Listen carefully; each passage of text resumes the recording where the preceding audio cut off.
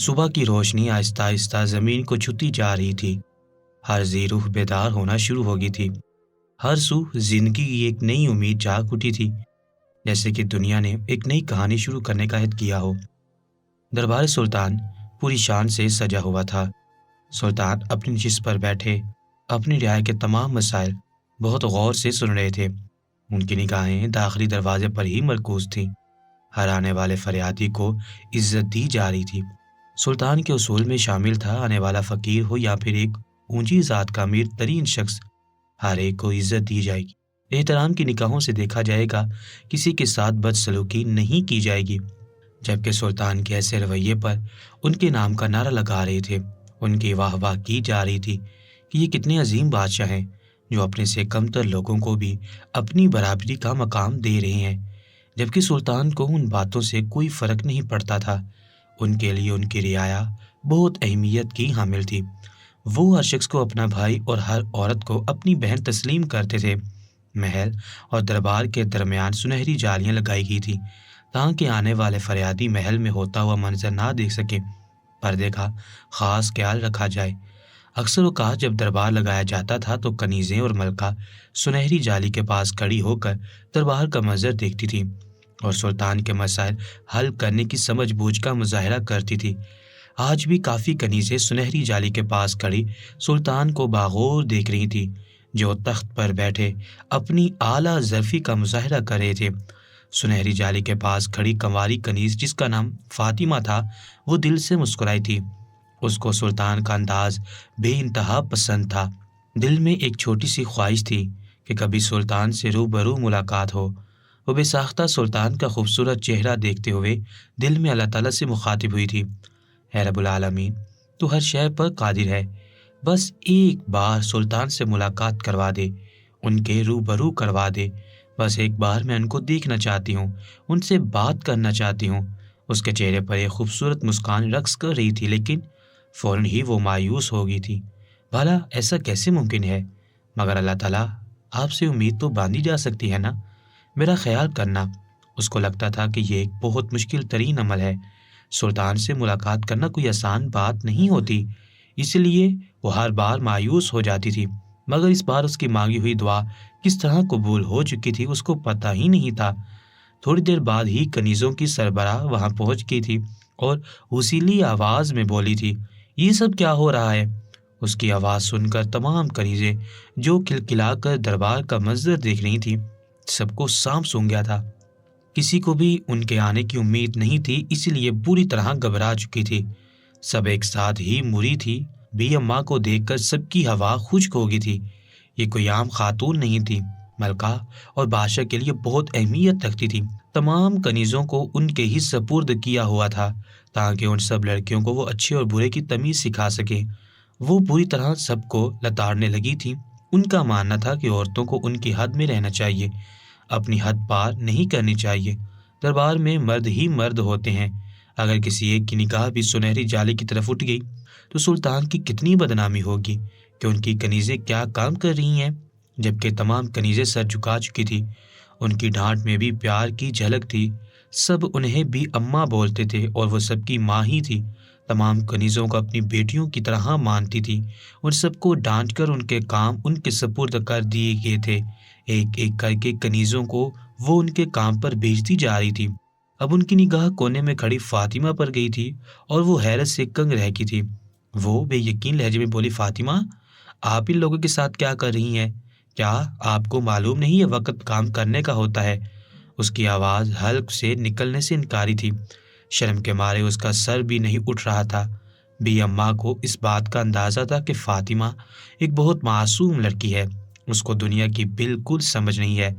جس طرح لوگ بول دیتے ہیں ان کی بات کو حرف آخر مان لینا اس کا کام تھا، اس لیے انہوں نے اسے نہیں ڈانٹا تھا۔ وجہ ان کو معلوم تھی، فاطمہ کو یہ سب زبردستی اپنے ساتھ لائی ہوں گی، لیکن انہیں پتہ ہی نہیں تھا کہ ان کی فاطمہ کے دل میں کیا چل رہا تھا۔ انہوں نے اپنا لہجہ ہموار کیا تھا اور فاطمہ کی جانب دیکھتے ہوئے بولی تھی، آج سلطان اور ان کی ملکہ کی خوابگاہ کی صفائی آپ کے ذمے ہے۔ جس کنیز کے ذمے یہ کام ہے ان کی طبیعت کافی ناساز ہے، ہم اس کی طرف ہی جا رہی ہیں۔ آپ سب کی کھلکھلاہٹ سن کر ہم یہاں آ گئی تھیں۔ ابھی فی الحال آپ بادشاہ اور ملکہ کی خوابگاہ میں جائیں اور ان کی مساری اچھے سے سجائیں۔ غلطی کی کوئی گنجائش نہیں ہے، یہ کام کوئی چھوٹا نہیں ہے۔ بادشاہ کی خوابگاہ سجانی ہے، اس لیے ہر قدم پھونک پھونک کر رکھنا۔ اس نے گھبرا کر بی اماں کی جانب دیکھا تھا اور لڑکھڑاہٹ زیادہ لہجے میں بولی تھی، بی اماں اگر کوئی غلطی ہوگی تو میرے ساتھ کیا ہوگا؟ اس کا گھبرایا ہوا لہجہ دیکھ بی اماں مسکرائی تھی اور قریب آ کر اس کے سر پر ہاتھ رکھا تھا۔ ہمت کرنے والے کبھی اس طرح ڈرا نہیں کرتے، جب تک ڈرتی رہو گی تب تک یہ دنیا تمہاری معصومیت کا فائدہ اٹھاتی رہے گی، اس لیے حوصلہ کرو، دنیا کا سامنا بھی کرنا ہے، ہر وقت بی اماں تمہارے ساتھ موجود نہیں ہوگی۔ وہ بہت سنجیدگی سے ان کو سمجھا رہی تھی، جبکہ بلا کی معصوم فاطمہ خاموش ہو گئی تھی۔ وہ ایسی ہی تھی، کبھی کسی بات پر بھی نہ جھگڑا کرتی تھی، نہ اونچی آواز میں بات کرتی تھی اور نہ ہی کبھی زبان درازی کرتی تھی، بلکہ اگر اس کو کوئی ڈانٹ دیتا تھا یا پھر ناجائز بھی کچھ سنا دیتا تھا تب بھی وہ خاموشی اختیار کر لیتی تھی۔ اس کا ماننا تھا کہ اگر وہ غلط ہو گئی تو اس کو سزا لازمی اللہ تعالیٰ دیں گے، لیکن اگر وہ غلط نہیں ہوگی تو اس کا پاک پروردگار اس کو ہر حال میں بچا لے گا۔ وہ اپنے اللہ پر کامل یقین رکھتی تھی، اور کہتے ہیں نا جو لوگ اللہ پر کامل یقین رکھتے ہیں ان کا ہمیشہ ہی بیڑا پار رہتا ہے۔ بی اماں کے ماتھے پر بل آئے تھے، وہ تھوڑا غصے میں بولی تھی، اس طرح سامنا کرو گی دنیا کا؟ اپنے آپ کو بدلو فاطمہ، جتنا تم اس دنیا کو معصوم سمجھتی ہو اتنی یہ دنیا معصوم نہیں ہے، اس لیے اپنے ڈر پر قابو رکھو۔ غلطی سے مراد کوئی بھی چیز توڑنے کی ضرورت نہیں ہے، بس سلیقے سے اپنا کام کرو اور باہر آ جاؤ۔ صحیح ہے، اس نے سر اس بات میں ہلایا تھا اور خوابگاہ کی جانب بڑھ چکی تھی۔ بی اماں بھی اپنے کام سے نکل گئی تھی، انہیں ایک کنیز کی عیادت کرنی تھی، اس لیے انہوں نے زیادہ دیر ٹھہرنا مناسب نہیں سمجھا تھا۔ راستے میں ہی اس کو ایک دوسری کنیز نے سامان دے دیا تھا جس کی مدد سے خوابگاہ کی صفائی ہوئی تھی۔ ملکہ باغ کی سیر کو گئی ہوئی تھی، جس کی وجہ سے وہ مزید گھبرا رہی تھی، یعنی خوابگاہ میں کوئی نہیں ہوگا، خدا نہ خواستہ اگر کوئی اونچ نیچ ہو گئی تو سارا الزام اس کے سر آئے گا۔ یہی چیز اس کو بہت پریشان کر رہی تھی۔ وہ خاموشی سے خوابگاہ میں داخل ہوئی تھی، مگر جیسے ہی اس نے نگاہ گھما کر پوری خوابگاہ کو دیکھا تو اس کے اپنے قدم زنجیر ہو گئے تھے۔ اس نے خواب و خیال میں بھی نہیں سوچا تھا کہ اتنی حسین خوابگاہ بھی وہ کبھی اپنی زندگی میں دیکھ پائے گی۔ جگہ جگہ چراغ جل رہے تھے، خوبصورت گلاب کی پتیوں کی خوشبو آ رہی تھی، بلکہ داخلی دروازے کے قریب ایک بڑا سا جھومر لگا ہوا تھا جس میں کئی موم بتیاں تھیں جو کمرے کو روشن کر رہی تھی۔ کھڑکی سے آتی ٹھنڈی ہوا کمرے کو مزید خوبصورت بنا رہی تھی۔ وہ ایک پل کے لیے مبہوت ہو گئی تھی، لیکن فوراً ہی ہوش میں آئی تھی اور اپنے کام میں جٹ گئی تھی۔ تمام کام انجام دینے کے بعد اس کا رخ مسحری کی جانب تھا۔ سب سے ضروری کام اب شروع کرنا تھا۔ اس نے اللہ کا نام لیا تھا اور مسحری سجانا شروع کر دی تھی، مگر جیسے وہ مسحری کے قریب آئی تو اس پر غنودگی طاری ہونا شروع ہو گئی تھی۔ کھڑکی سے آتی ٹھنڈی ہوائیں اسے ایک الگ ہی دنیا کی سیر کو لے گئی تھی۔ اس کے چہرے پر بچوں جیسی خوشی تھی، آج سے پہلے اس نے کبھی یہ سب نہیں دیکھا تھا، اس لیے اس کی خوشی دگنی تھی۔ وہ بستر پر بیٹھ گئی تھی، ایک پل کے لیے گھبراہٹ ہوئی، اگر کسی نے دیکھ لیا تو کیا ہوگا؟ ملکہ اور بادشاہ کی مسحری پر ایک معمولی کنیز بیٹھ گئی، ہو سکتا تھا اس کا سر بھی قلم کر دیا جائے، لیکن پھر یہ سوچ کر سر جھٹک دیا تھا، بادشاہ سلامت دربار میں بیٹھے ہوئے ہیں، ملکہ باغ کی سیر کو گئی ہوئی ہیں، تمام کنیزیں اپنے اپنے کام انجام دے رہی ہیں، تو بھلا کون اس طرف آئے گا؟ یہی سوچ کر وہ نیم دراز ہو گئی تھی اور اس کو معلوم ہی نہ ہوا تھا کہ کب وہ گہری نیند میں اتر گئی تھی۔ کھڑکی سے آتی ٹھنڈی ہوائیں اس کو بہت سکون بخش رہی تھی، لیکن اس کو معلوم ہی نہیں تھا کہ تھوڑی دیر بعد اس کا سکون کس طرح غارت ہونے والا ہے۔ دربار پورے زور و شور سے چل رہا تھا، دھیرے دھیرے وقت گزرنے لگا تھا اور زوال سے کچھ دیر پہلے بادشاہ سلامت نے دربار کا اختتام کر دیا تھا اور اپنے قدم مخصوص کمرے کی طرف بڑھائے تھے۔ آج فریادی کافی سارے تھے، گہما گہمی کا ایک الگ ہی ماحول بندھا ہوا تھا، جس کے باعث سلطان کافی تھک چکے تھے۔ وہ مخصوص کمرے کے دروازے تک پہنچ گئے تھے، لیکن اچانک ہی ان کا ارادہ تھوڑی دیر آرام کرنے کا ہو گیا تھا۔ انہوں نے اپنا رخ خوابگاہ کی جانب کیا تھا، ان کے ساتھ موجود دو سپاہی خوابگاہ کے دروازے پر ہی ٹھہر گئے تھے۔ سلطان سنجیدہ چہرہ لیے اپنی خوابگاہ کے دروازے کے پاس آئے تھے، دونوں سپاہیوں نے جھک کر سلطان کو سلام کیا تھا، جس کا جواب انہوں نے بہت شائستہ انداز میں دیا تھا اور خوابگاہ کا دروازہ کھولا تھا۔ نہ جانے کیوں سلطان کو عجیب سی گھبراہٹ ہوئی تھی۔ دل کیا کہ وہ واپس اپنے مخصوص کمرے میں چلے جائے، لیکن یہاں تک آنے کے بعد ان کا ارادہ پیچھے جانے کو بالکل نہیں تھا۔ انہوں نے دروازہ کھولا تھا۔ کمرے میں بہت خوبصورت خوشبو رقص کر رہی تھی۔ یقیناً تھوڑی دیر پہلے ہی خوابگاہ کی صفائی ہوئی تھی۔ ان کے چہرے پر ایک خوبصورت مسکراہٹ آئی تھی۔ ان کے پاس جتنی بھی کنیزیں تھیں سب محنتی تھی، اپنا کام سب خوش اسلوبی سے کرتی تھی، کبھی کوئی منہ نہیں بناتا تھا، بلکہ ہر شخص بڑھ چڑھ کر سلطان کا کام کرنے کی کوشش میں رہتا تھا۔ ان کی نگاہ مسحری کی جانب اٹھی تھی۔ وہاں ایک عورت کا وجود تھا، یعنی ان کی زوجہ باغ کی سیر سے لوٹ آئی تھی اور اب تھک کر آرام فرما رہی تھی۔ وہ یہی سوچ کر مسحری کے قریب آئے تھے۔ ایک گہری سانس ہوا کے سپرد کی تھی اور دھیمی آواز میں بولے تھے، عزیز جاں، آپ سو رہی ہیں؟ جبکہ بستر پر موجود کنیز نے کچھ نہیں بولا تھا، کیونکہ وہ بہت گہری نیند میں تھی۔ ٹھنڈی ہوائیں اسے ایک الگ ہی دنیا میں پہنچا دیا تھا۔ سلطان اپنے پاؤں میں پہنا جوتا اتار کر بستر میں گھس گئے تھے۔ انہوں نے ہاتھ بڑھا کر اپنے ساتھ لیٹے وجود کو اپنے وجود کے ساتھ لگایا تھا، مگر جیسے ہی انہیں کنیز کے پاس سے آتی خوشبو اور جسامت کا احساس ہوا تھا، وہ اس کنیز سے کسی اچھوت کی مانند دور ہوئے تھے۔ ان کے برابر میں لیٹی ہوئی وہ جان گئے تھے کہ یہ کوئی اور ہے، ان کی ملکہ ایسی نہیں ہے۔ کنیز جو گہری نیند میں تھی اپنے قریب کسی مردانہ وجود کو محسوس کر فوراً ہی بیدار ہو گئی تھی، لیکن مسحری پر بادشاہ سلامت کو دیکھ اس کی جان نکلنے کے در پر آ گئی تھی۔ سلطان بے یقین نگاہوں سے اس کنیز کو دیکھ رہے تھے جو سامنے کھڑی ڈر کے مارے کانپ رہی تھی۔ ان کی نسیں پھٹنے کے قریب آ گئی تھی۔ یہ اب کیا ہوا تھا؟ انہیں کچھ سمجھ نہیں آ رہا تھا۔ خدا نخواستہ اگر وہ اپنی بیوی سمجھ کر اس کو بوسہ دیتے تھے یا پھر اس کو اپنے وجود کے ساتھ لگا لیتے تو کیا ہوتا؟ یہ سوچ کر ہی ان کا غصہ 7ویں آسمان پر پہنچ گیا تھا اور وہ اس کنیز کو دیکھتے ہوئے غصے سے دھاڑے تھے۔ یہ کیا بےہودگی ہے؟ آپ ہماری خوابگاہ میں کیا کر رہی ہیں اور کس کی اجازت سے آپ یہاں سو رہی تھیں؟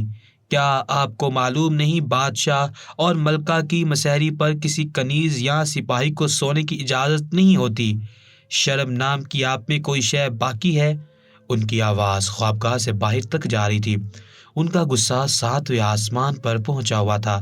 ان کا بس نہیں چل رہا تھا وہ کیا کر بیٹھے۔ یہ بات حقیقت ہے، انسان کے جو بات وہم و گمان میں بھی نہ ہو، اگر وہ ہو جائے تو غصہ آتا ہی ہے۔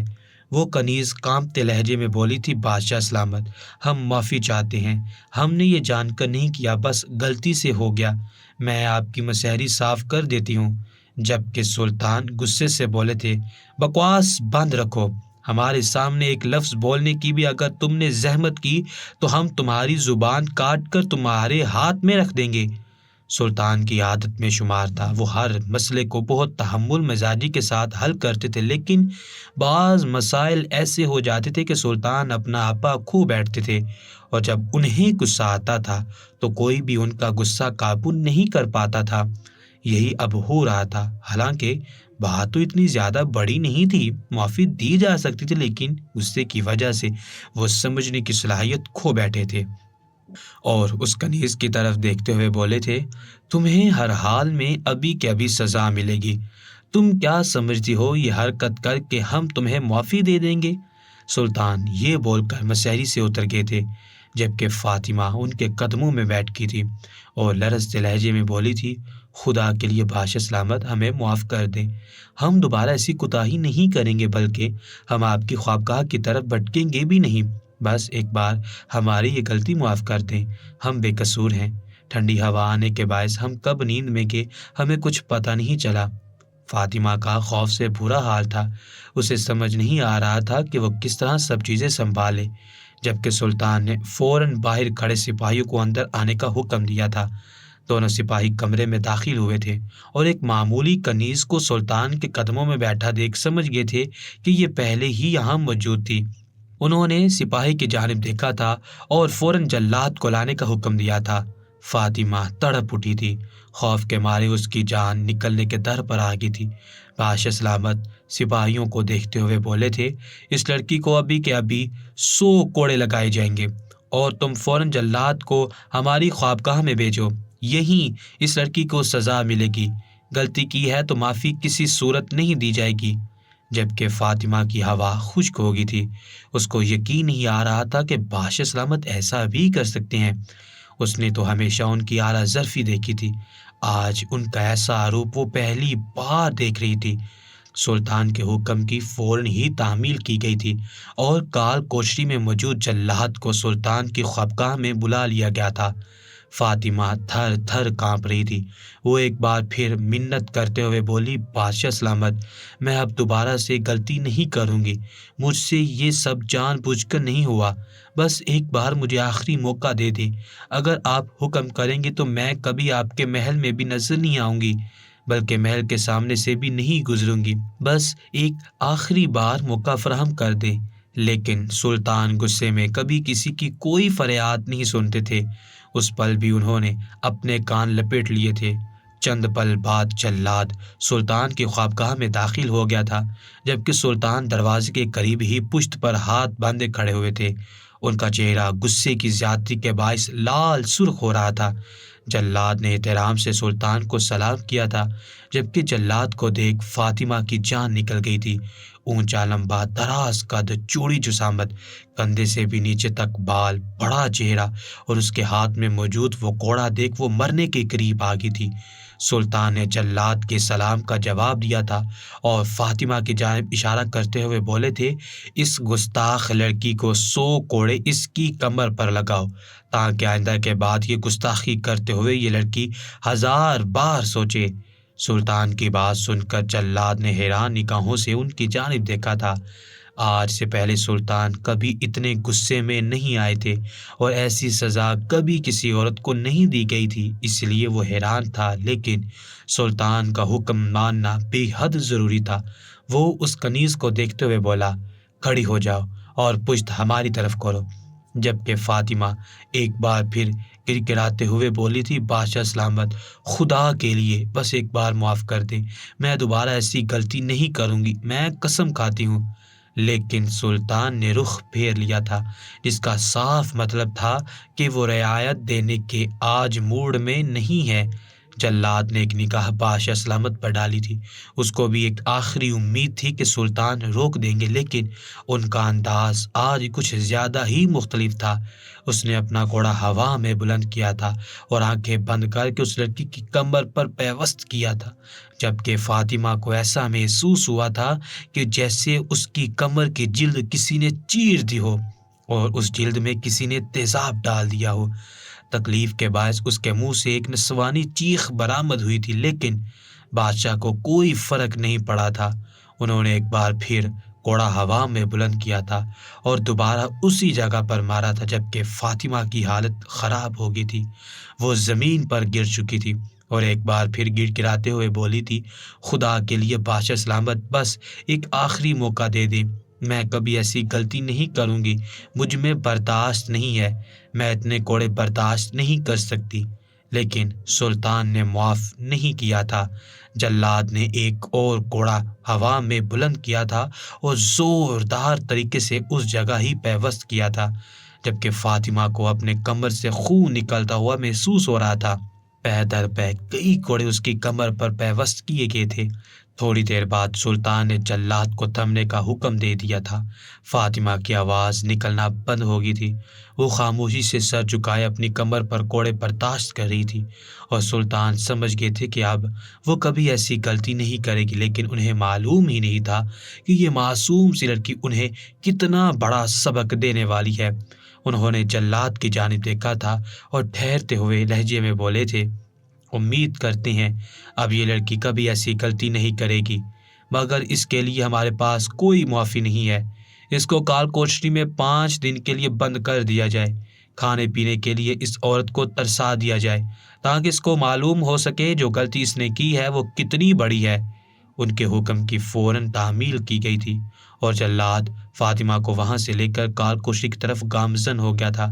سلطان نے اپنا سر جھٹکا تھا اور بستر پر نیم دراز ہو گئے تھے، تھکن کے باعث ان کا جسم چور ہو رہا تھا۔ بستر پر لیٹتے ہی وہ بھی گہری نیند میں چلے گئے تھے، جبکہ جلاد فاطمہ کو قدرے کونے میں موجود کال کوٹری میں بند کر چکا تھا، جہاں پر کئی عورتیں موجود تھیں۔ فاطمہ کا حال بے حال ہو رہا تھا، اس کے منہ سے محض تکلیف کی کراہ نکل رہی تھی۔ وہ ایک طرف کو پڑی ہوئی تھی، کوئی بھی اس کی مدد کے لیے اس کے قریب نہیں آ رہا تھا، کیونکہ سب کو ہی معلوم ہو چکا تھا کہ اسے کس جرم میں یہاں بند کیا گیا ہے۔ یہ بات آگ کی مانند پورے محل میں پھیل گئی تھی۔ بی اماں ابھی تک اس کنیز کے گھر سے نہیں آئی تھی۔ تمام کنیزیں خوف زدہ تھی کہ بادشاہ سلامت کو اچانک سے کیا ہو گیا۔ آج سے پہلے تو کبھی انہوں نے ایسا رویہ اختیار نہیں کیا ہے، بلکہ سب کے ساتھ وہ بہت اچھے سے برتاؤ کرتے ہیں، تمام کنیزوں کو اپنی بہن بیٹی مانتے ہیں، تو پھر فاطمہ کے ساتھ ایسا ظلم کیوں ہوا؟ سب ہی ہلکان تھے، سب کی آنکھیں نم تھیں، سب ہی فاطمہ کے لیے دعا گو تھے کہ سلطان کو فاطمہ کی ذات پر رحم آ جائے، لیکن نہ جانے کیوں آج سلطان کچھ بدل سے گئے تھے۔ ایسا محسوس ہوتا تھا جیسے کچھ الگ ہوا ہو۔ تھوڑی دیر مزید گزری تھی اور بی اماں اس کنیز کی عیادت کر کے واپس لوٹ آئی تھی۔ تمام کنیزیں ان کی ہی راہ تک رہی تھی۔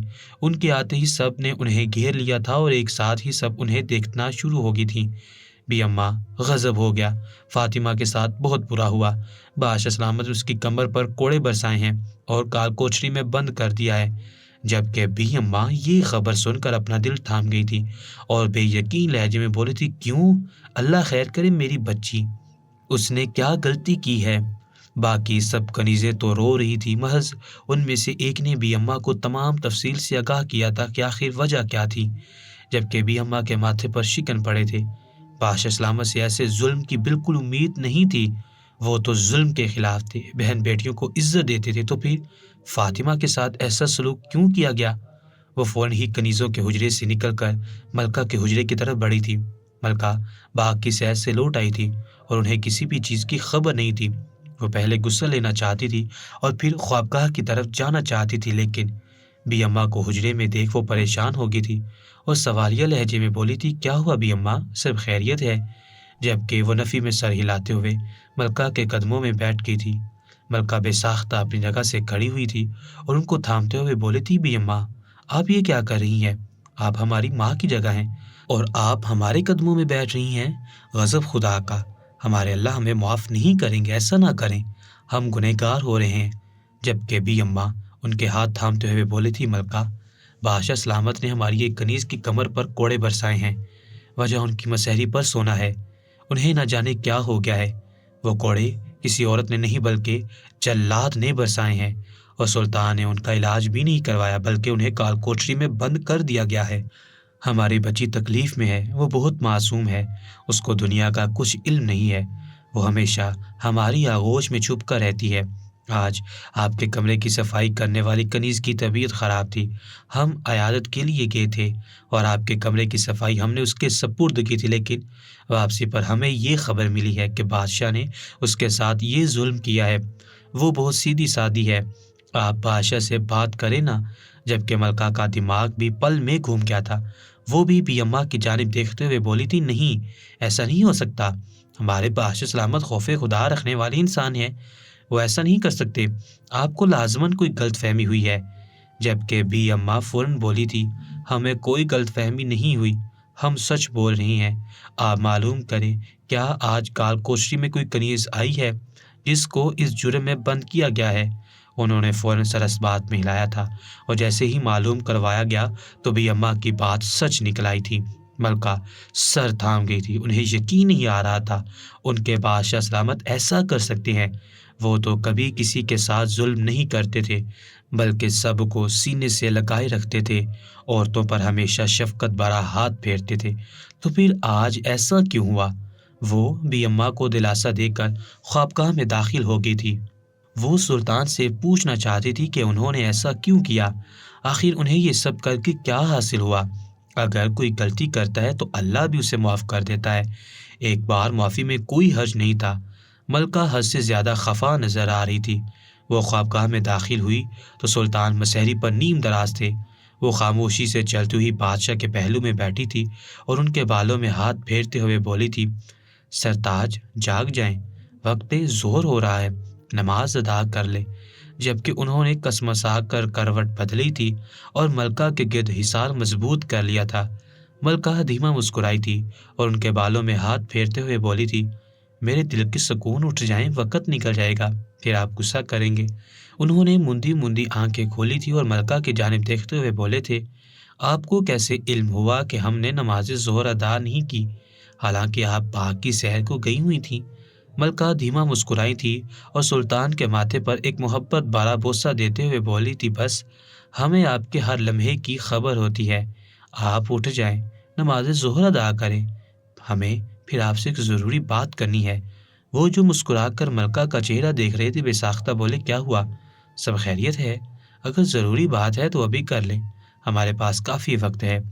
جبکہ انہوں نے سر نفی میں ہلایا تھا اور ان کی طرف دیکھتے ہوئے بولے تھے، وقت نہیں ہے، آپ جائیں اور نماز ادا کریں، نماز میں دیر نہیں کرنی چاہیے، اللہ تعالیٰ ناراض ہوتے ہیں، سب سے اول اللہ ہے، اس کے بعد ہی ہمارے نزدیک کوئی اور مخلوق ہے، ہمیں اس کے ہر احکام کی پیروی کرنی ہے، اور جو لوگ اس کے احکام کی پیروی نہیں کرتے وہ گمراہی کے راستے پر ہیں۔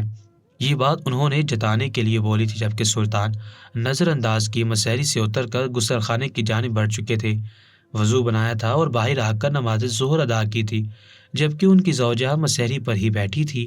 سلطان کی ہر حرکت کو وہ باغور دیکھ رہی تھی۔ نماز ظہر ادا کرنے کے بعد سلطان ملکہ کے پاس آئے تھے اور ان کے دونوں ہاتھ تھامتے ہوئے بولے تھے، جی فرمائیے، کیا ہوا ہے؟ سب خیریت ہے؟ آپ ایسی کون سی بات کرنا چاہتی ہیں جس کے لیے ہمیں اتنا انتظار کرنا پڑا ہے؟ وہ سوالیہ بولے تھے، جبکہ ملکہ نے ان کی آنکھوں میں جھانکا تھا جہاں پر نم تاثرات تھے۔ وہ سلطان کی جانب دیکھتے ہوئے بولی، بادشاہ سلامت، ہمیں آپ سے ایسی امید نہیں تھی، ہم آپ کے لیے ہمیشہ ایک ہی بات سنتے آئے ہیں، آپ بہت نرم دل انسان ہیں، کبھی کسی کے ساتھ برا نہیں کرتے، اپنی رعایا کو اپنے سر پر بٹھاتے ہیں، ہر ایک شخص آپ کے لیے اہمیت کا حامل ہے، تو پھر آپ نے اپنی کنیز کے ساتھ ایسا ظلم کیوں کیا؟ وہ محض ہمارے بستر پر ہی تو سوئی تھی، کچھ غلط نہیں کیا تھا، آپ کو یہ نہیں کرنا چاہیے تھا۔ جبکہ سلطان نے ملکہ کے ہاتھ چھوڑ دیے تھے اور اپنا رخ تبدیل کر لیا تھا، وہ ملکہ کی طرف نہیں دیکھ رہے تھے اور ایک پل کے لیے انہیں یہ بات کافی ناگوار گزری تھی۔ ملکہ نے دوبارہ اپنی بات پر اصرار کیا تو وہ یکدم پھاڑ کھانے والے لہجے میں بولے تھے، ہمیں نہیں سمجھائے کہ ہم نے کیا کرنا ہے اور کیا نہیں، بس بہت ہو گیا، اس لڑکی نے غلطی کی تھی اور ہم نے اسے سزا دی ہے، اب ہم اس بارے میں کوئی بات نہیں کریں گے۔ وہ یہ بول کر اپنی جگہ سے کھڑے ہو گئے تھے اور سیدھا اپنے مخصوص کمرے کی طرف بڑھ چکے تھے۔ آج سے پہلے سلطان کو کبھی کسی نے ایسا کرتے ہوئے نہیں دیکھا تھا، ان کا یہ عمل سب کو ہی پریشان کر رہا تھا۔ دن گزرتے جا رہے تھے، اس واقعے کو 3 دن بیت گئے تھے، لیکن سلطان میں ذرا لچک نہیں آئی تھی۔ ان کی زوجہ کافی پریشان تھی، آخر سلطان کو ہوا کیا تھا، مگر وہ کچھ بھی کہنے سے قاصر تھی، کیونکہ وہ جب بھی سلطان سے بات کرنے کی کوشش کر رہی تھی تو سلطان بات کو سمجھنے کے بجائے الٹا الجھ رہے تھے، اسی لیے انہوں نے خاموشی اختیار کر لی تھی۔ کسی سے بھی ملنے کی اجازت فاطمہ کو نہیں تھی اور نہ ہی طبیب صاحب کو بھیجا گیا تھا۔ سپاہیوں کے ذریعے معلوم ہوا تھا 3 دن بیت گئے ہیں، لیکن فاطمہ نے اپنے حلق میں محض پانی کے علاوہ کوئی اشیاء نہیں اتاری ہے۔ کئی بار اس کے سامنے کھانا رکھا گیا، اس کو کھانے کی تلقین کی گئی، لیکن وہ کچھ نہیں کھاتی، بس خاموشی سے بیٹھی رہتی ہے۔ وقت مزید تیزی سے گزرا تھا اور آج 5 دن بیت گئے تھے۔ سلطان اپنے مخصوص کمرے میں بیٹھے بہت خاموش نظر آ رہے تھے۔ اس واقعے کے بعد ان کی زندگی بالکل تبدیل ہو گئی تھی۔ تمام لوگ ان سے کترانے لگے تھے، ہر ایک شخص ڈر چکا تھا کہ سلطان کو کیا ہو گیا ہے، لیکن وہ کچھ اور سوچ رہے تھے، ان کے دماغ میں گہری سوچ تھی، کوئی بھی اس بات کو پہچان نہیں پایا تھا۔